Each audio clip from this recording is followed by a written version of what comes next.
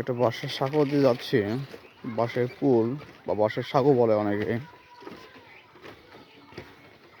অনেক সাঁকোতে লম্বালম্বিভাবে একটা বা দুইটা বাঁশ থাকে।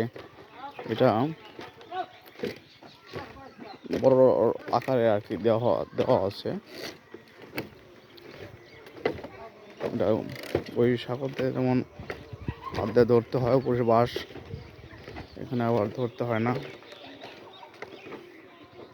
দেখেন নদী,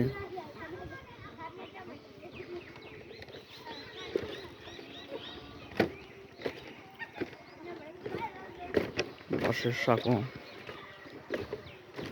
যে মানুষের, অনেক গ্রামের মানুষের সাঁকোতে পারাবার প্রতিদিন